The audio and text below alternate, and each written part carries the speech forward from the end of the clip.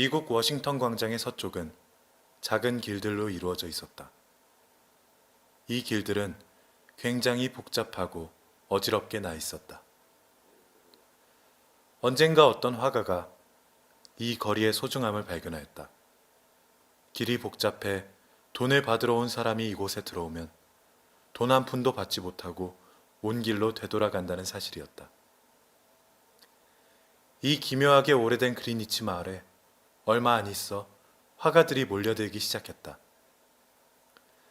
화가들은 북쪽으로 창인한 집과 박공지붕, 네덜란드식 다락방과 저렴한 새방을 찾아다녔고, 그런 그들이 모여 이곳은 화가들의 마을이 되어버렸다. 수호와 존 씨는 마을의 나지막한 3층 벽돌집 꼭대기에 화실을 차렸다. 수호는 메인주가 고향이고 존 씨는 캘리포니아 출신이었다. 그들은 8번가에 있는 대모니코 식당에서 만나 서로의 예술적 취향이 같다는 것을 발견하고 공동 화실을 차리게 되었던 것이다. 그때가 5월이었다. 시간이 흘러 11월이 되자 페렴이 화가촌에 찾아들었다. 페렴이라는 나그네는 기사도 정신이 있는 신사가 아니었다. 페렴은 수그러들지 않고 온 마을에 퍼졌다. 캘리포니아의 따뜻한 바람 속에서만 살던 존 씨에게도 페렴이 찾아왔다. 작고 가냘픈 데다 핏기 없는 여자인 존 씨는 거친 숨을 몰아쉬게 하는 페렴에게 잡히고 말았다. 존 씨는 침대에 누워 꼼짝도 못하고 작은 유리창으로 이웃 벽돌집의 빈 벽만 바라봐야 하는 신세가 되고 말았다. 어느 날 아침 하얀 가운을 입은 의사가 존 씨를 진찰하고 나서 수호를 복도로 불러냈다. 저 아가씨가 회복될 가망성은 열의 하나 정도입니다. 의사가 말했다. 그 가망성이라는 것도 아가씨에게 살고자 하는 의지가 있을 때에나 기대할 수 있어요. 스스로 죽기를 기다리는 사람에게는 아무리 훌륭한 처방이라고 해도 소용이 없습니다. 그런데 저 아가씨는 자기가 회복되지 못할 거라고 스스로 결정해버린 것 같군요. 혹시 그녀가 마음속에 묻어두고 있는 뭔가 특별한 일이라도 있을까요? 존 씨는 언젠가 꼭 한번 나폴리를 그려보고 싶다고 했어요. 그림이라고요? 그런 거 말고 깊이 생각해 볼 가치가 있는 어떤 일이라도 있느냐는 말이요. 뭐 예를 들면 남자 문제라든가. 남자요? 호웃음을 치며 수우가 말했다. 아니에요, 선생님. 제가 알기로는 남자 문제는 전혀 없어요. 그렇다면 그게 나쁜 점이 될 수도 있어요. 어쨌든 내 힘 닿는 한 최선을 다해 그녀를 치료해 보도록 하죠. 하지만 환자 스스로가 회복되기를 포기한다면 치료 효과는 반으로 줄어들 것입니다. 당신이 그 아가씨에게 살아갈 희망을 갖게 한다면 살아갈 가능성은 훨씬 높아질 것입니다. 수호는 존 씨의 병실로 들어왔다. 존 씨는 돌아놓은 흔적도 없이 그대로 창 쪽으로 얼굴을 향하고 누워 있었다. 수호는 존 씨가 잠든 줄 알고 휘파람을 멈췄다. 수호는 화판을 내려놓고 펜으로 소설사파를 그리기 시작했다. 젊은 작가들은 잡지에 소설을 쓰고 수호와 같은 젊은 화가들은 그들의 잡지 소설에 사파를 그려주면서 예술가로 성장해 간다. 수호는 침대로 다가갔다. 존 씨는 눈을 커다랗게 뜨고 창문 밖을 내다보며 무언가를 세고 있었다. 12, 11, 10,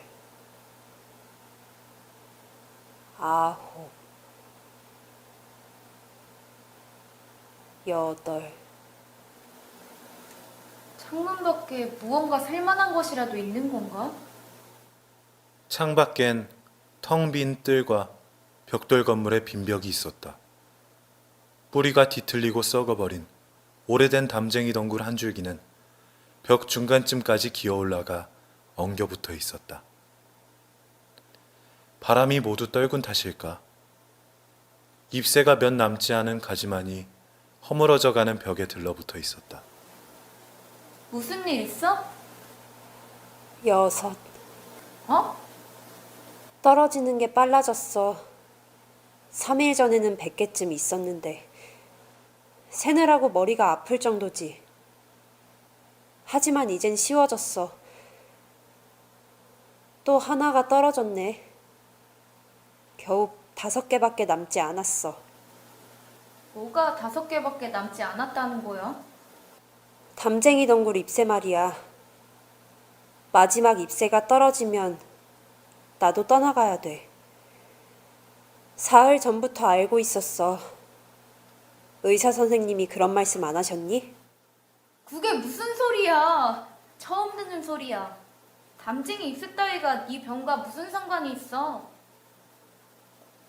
그러고 보니 너 담쟁이 꽤 좋아하는구나. 그렇지만 아주 엉터리다. 그런 말이 어딨어? 바보 같은 짓 그만해. 오늘 의사 선생님이 말씀하셨는데 이가 점점 좋아지고 있대. 뭐라더라?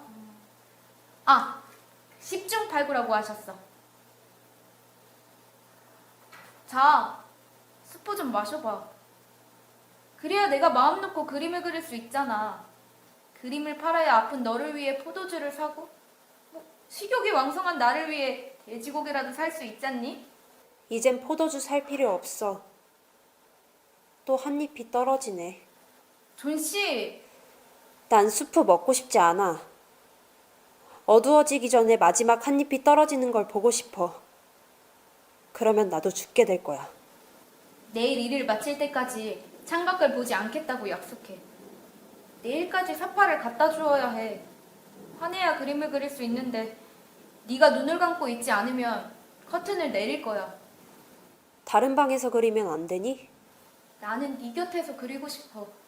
그리고 네가 바보처럼 담쟁이 덩굴만 보고 있는 게 마음에 안 들어. 마지막 이파리가 떨어지는 것을 보고 싶어. 기다리다 지치겠어. 모든 일을 잊고 저 이파리처럼 조용히 아래로 떨어져 내리고 싶어.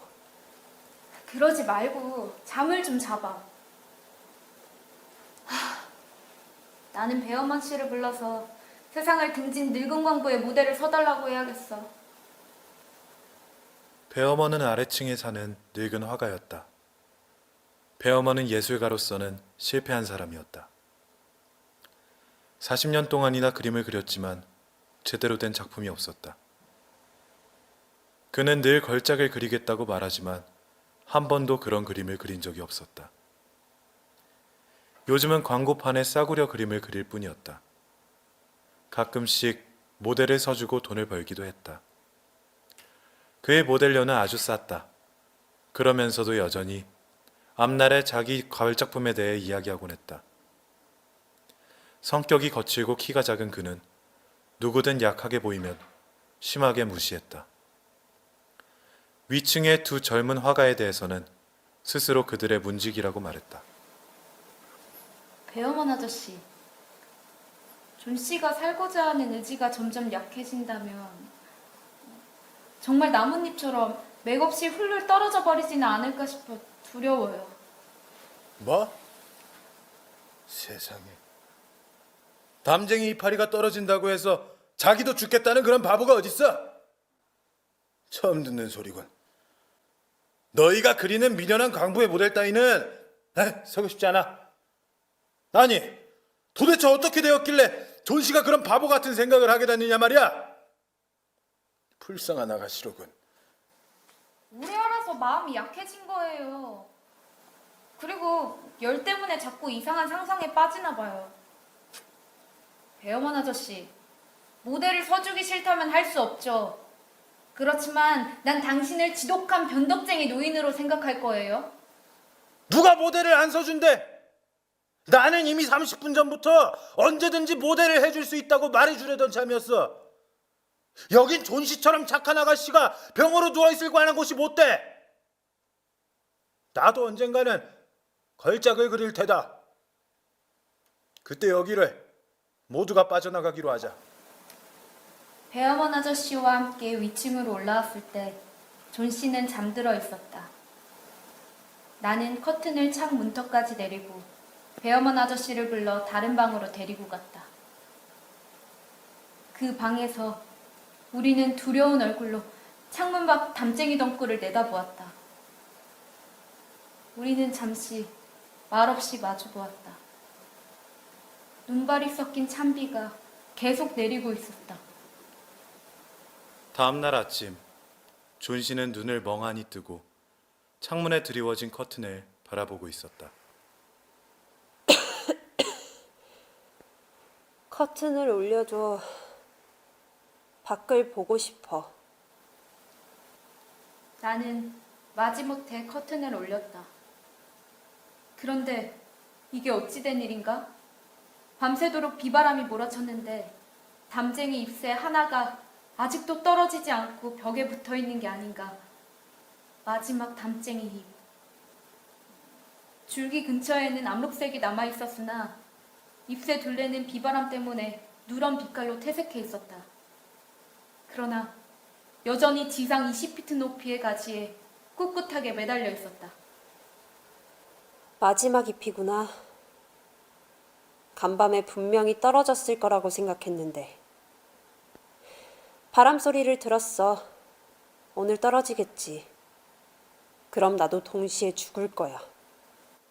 네 생각을 하지 않을 거면 내 생각이라도 좀 해줘. 난 어쩌란 말이니? 하지만 존 씨는 대꾸하지 않았다. 세상에서 가장 고독한 것은 마지막 여행을 떠날 준비를 하고 있을 때의 영혼이다. 그녀를 우정과 세상에 연결하는 끈이 하나하나씩 풀어짐에 따라 그러한 망상은 더 억세게 그녀를 사로잡는 것 같았다. 낮이 지나가고 황혼역이 되었다. 두 사람은 그 외로운 담쟁이 잎이 벽을 기는 줄기에 달라붙어 있는 것을 여전히 볼 수 있었다. 밤이 되자 북풍이 다시 휘몰아쳤고 비는 계속 창문을 두들기며 낮은 처마에서 뚝뚝 흘러 떨어졌다. 날이 충분히 밝자 존 씨는 커튼을 올려달라고 부탁했다. 담쟁이 잎 하나가 아직 떨어지지 않고 있었다. 존 씨는 오랫동안 그 잎을 바라보며 누워 있었다. 그러더니 가스난로 위에 올려진 닭고기 수프를 휘젓고 있는 수우를 불렀다. 내가 나쁜 아이였어, 수우야. 내가 얼마나 나빴는지 보여주려고 무언가가 저 마지막 잎새를 저기에 머물게 했나 봐. 죽길 원하는 건 죄악이야. 내게 수프와 포도주를 약간 넣은 우유를 좀 줘. 가만, 베개로 나를 받쳐주면 앉아서 네가 요리하는 걸 볼래. 수, 언젠가 나폴리만을 그리고 싶어. 오후에 의사가 왕진을 왔다. 나는 의사가 돌아갈 때 그와 함께 복도로 나왔다.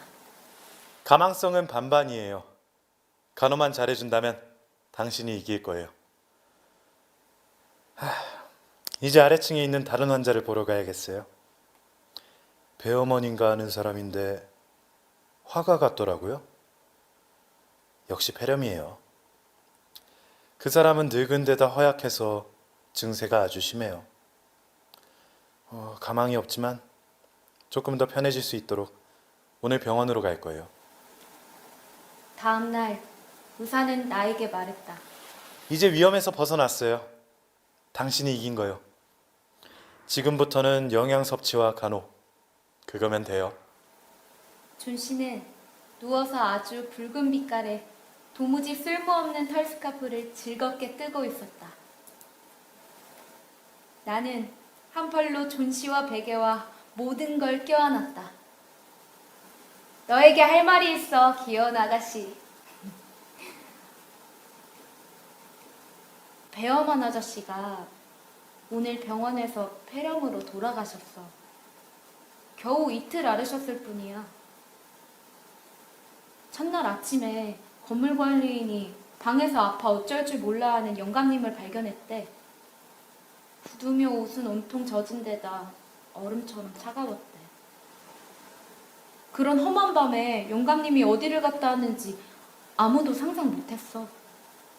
그러다가 사람들이 아직도 불이 켜져 있는 등과 사다리, 흩어져 있는 불, 그리고 초록과 노란 물감이 섞여 있는 팔레트를 발견했어. 창밖을 봐. 벽에 붙어 있는 저 마지막 담쟁이 잎을. 바람이 불 때 조금도 흔들리거나 움직이지도 않는 게 이상하지 않아? 아준씨, 저건 배엄원 아저씨의 걸작이란다. 마지막 잎새가 떨어지던 날 밤 그분이 저 자리에 그려놓으신 거야.